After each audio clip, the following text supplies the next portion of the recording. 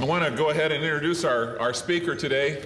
Those of you who are involved at all with general aviation know that General Aviation Manufacturers Association is an extremely important part of the industry here, and our companies are very much involved in that.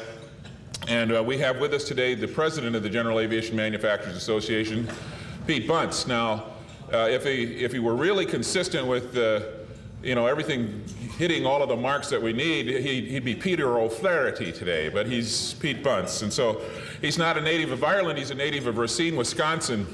He grew up in a little town outside of Milwaukee called Brookfield. And he told me that he actually got the flying bug before he was aware that he had it. He was about 9 months old when his aunt, who ran an airport, actually took him on his first flight, and he's been spending a lot of time in the air ever since. When he was 7 years old, he got to the point where he decided he wanted to go to the Air Force Academy, and so he never even applied at any other universities. He just applied to the Air Force Academy and was accepted, and spent 4 years there, and then went into the Air Force, where he flew F-15s and A-10s. And he spent 26 years in the Air Force, the last 5 of which he spent mostly on Capitol Hill, actually working in the Air Force's appropriations effort there on Capitol Hill with the Congress, and then came to Gamma in 2005. So Pete has an extremely good perspective on what's going on in Washington. He certainly knows the players in the new administration as well as on the Hill, and it's our privilege today to welcome Pete Bunce, the President of the General Aviation Manufacturers Association.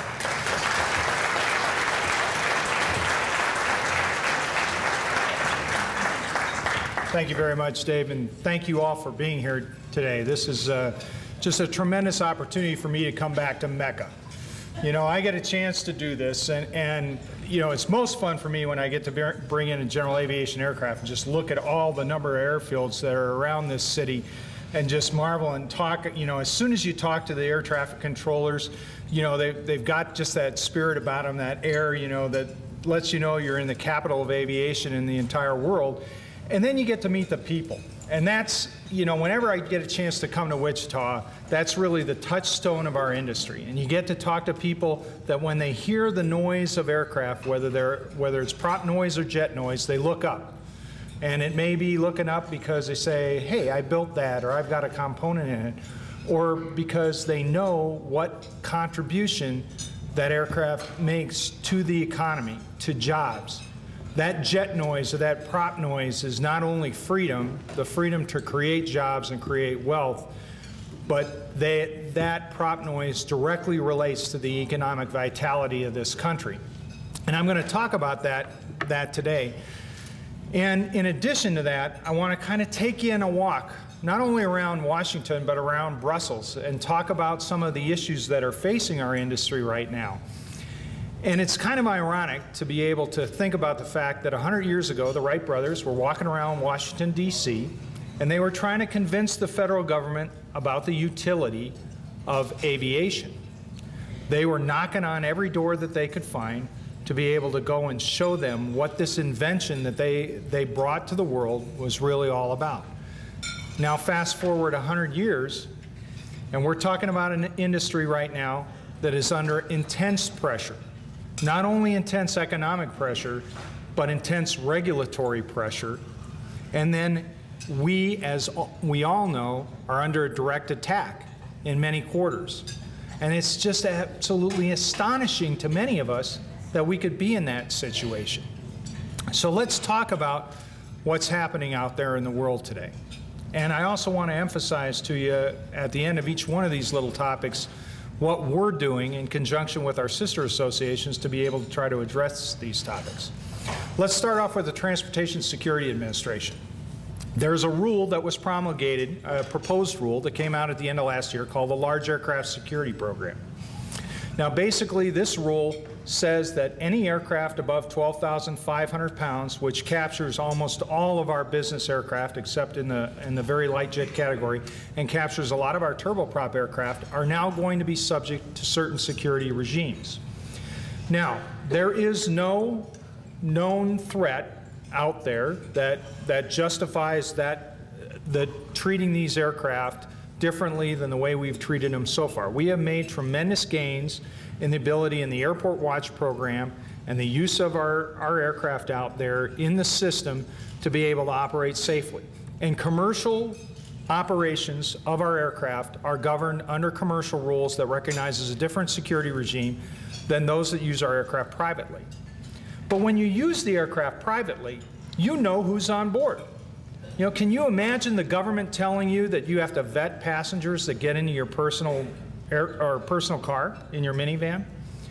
Can you imagine the government saying you have to pay a third-party entity out there to be able to vet these passengers, and oh, by the way, you're probably going to have to do it many, many hours ahead of time?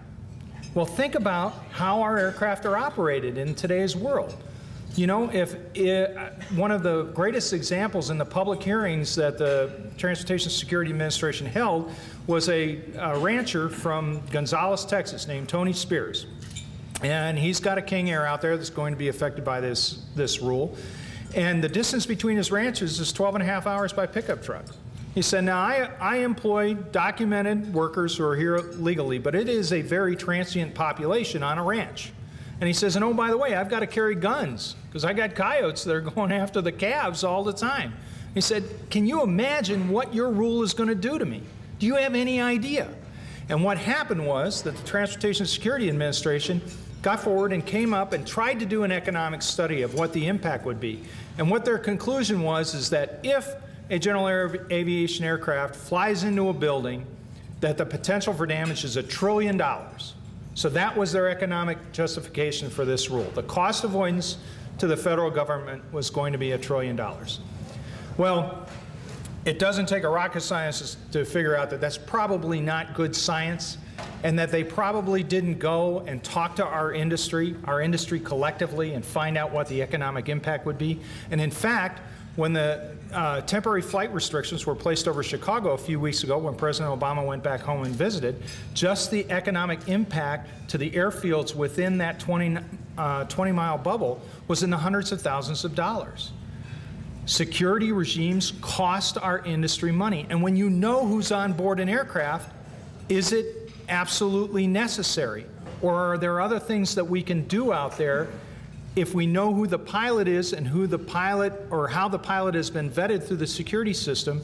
Are there things that we can do to be able to go and provide assurances that that pilot is responsible for the activities of the passengers on board? And obviously we know that the things that you carry on board an aircraft, a lot of times in the general aviation world, are things that you can't put on a commercial airliner. Test equipment that doesn't fit in the overhead bin, that has to be carried, parts that we have to get into our supply chain and through distribution very quickly that cannot get out there. So what are we doing as associations? Well, GAMA, NBAA, EAA, and AOPA, the alphabet soup groups in our world, have gotten together and with Congress and tried to put pressure on the TSA. We had a very wonderful meeting last week where 8 members of Congress basically read the riot act, really, to the Transportation Security Administration. One of the only problems was that they were just talking to bureaucrats within the administration because there has been no political leadership appointed over at the TSA yet. We are very hopeful that Governor Napolitano, now Secretary Napolitano at Homeland Security, will be able to do what we have asked her to do, which is work with industry and form a security rulemaking committee that follows the same format that we use with the FAA to be able to go and promulgate rules that make sense. Government, industry, safety, and security partnerships that recognize the economic impact and the unfunded mandates that could go out there unless we actually explore every one of the different protocols within the security regulation very carefully. So we're making progress there. Let me shift to the FAA reauthorization. Those of you that paid attention to the President's budget that came out last week probably noticed that once again user fees has raised its ugly head. Now, what's the reason for that? Well, one is there hasn't been a whole lot of time for the administration to really go over with a fine-tooth comb the budget that was left over from the previous administration. But additionally, there are tremendous budget pressures, as we all know, on the administration to be able to try to make ends meet and try to attack deficits.